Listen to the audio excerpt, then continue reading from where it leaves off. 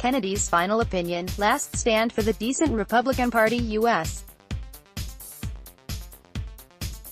Associate Supreme Court Justice Anthony Kennedy participates in taking a new family photo with fellow justices at the Supreme Court building in Washington, D.C., June 1. Reuters by Harry LitmanWe now know that Justice Anthony M. Kennedy's concurrence in the travel ban case, Trump versus Hawaii, was a valediction. But a valediction for what? In the final opinion of his 30-year Supreme Court tenure, and his 43-year federal judicial career, Kennedy made two main points as he added nuance to the court's decision that President Donald Trump has wide latitude to bar citizens from entering the United States. The first was to note that government officials can and do violate the Constitution even in instances in which rules of justiciability, which govern when the courts can intervene to correct a constitutional wrong, do not provide for a judicial remedy. Indeed, wrote Kennedy, the very fact that an official may have broad discretion free from judicial scrutiny, makes it all the more imperative for him or her to adhere to the Constitution and to its meaning and its promise. There is little doubt that this admonition, as a one-time Kennedy clerk, I am confident the justice wrote every word of the concurrence himself, longhand, was a pointed reaction to President Trump's assertion of autocratic, essentially unlimited executive power in areas where the law does not allow the judiciary to hold him back. Trump has essentially asserted he is king where the pardon power is concerned, and that he is incapable of obstructing justice. Kennedy, whose reverence for the rule of law is a defining tenet, could only regard such a wrong-headed view with alarm and disdain. On June 26, in the Trump vs. Hawaii concurrence, Kennedy's opinion looked like a warning shot aimed at the president, suggesting that he not press his luck with his absolutist views.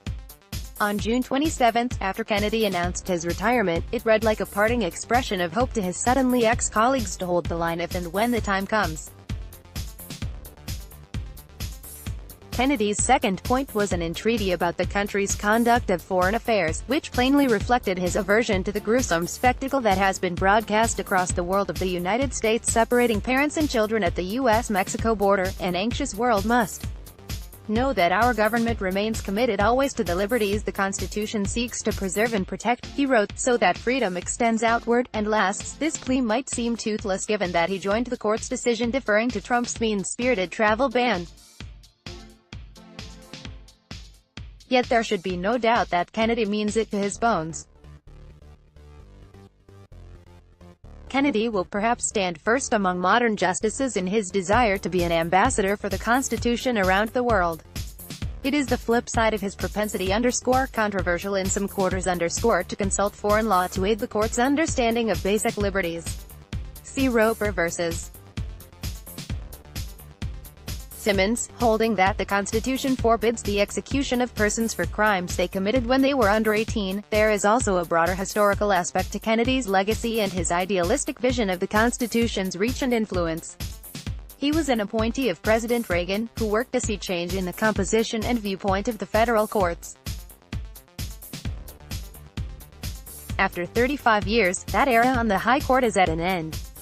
The change is not just a matter of personnel.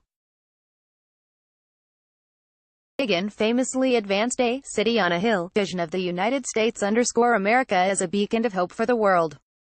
Reagan's opponents viewed his position as false piety shilling for a hard right conservatism, but his supporters believed in it wholeheartedly. And Kennedy, a lifelong California Republican, represented it on the bench. He was dedicated to civic virtue, decency and toleration. His bedrock values generated many of the noteworthy Kennedy decisions that will be lionized in coming days. Such wholesome qualities look quaint in the age of Trump, who views them as the precepts of suckers and losers.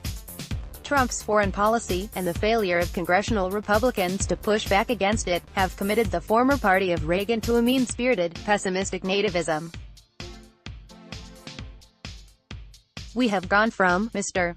Gorbachev, tear down that wall, to, Mexico must build the wall and pay for it to keep its rapists and criminals beyond our borders. Kennedy's valediction underscores his insistence on limits. His care in underlining them serves as a kind of farewell to the political culture and to the Republican Party that brought him to the court.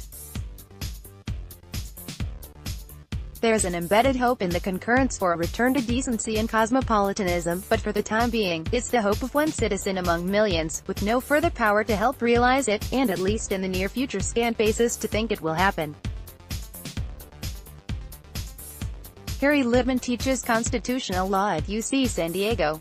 He clerked for Justice Anthony M. Kennedy during the 1988-89 Supreme Court's term. The above commentary appeared in the Los Angeles Times. It was distributed by Tribune Content Agency, LLC, BYB at ktimes.com. More articles by this reporter.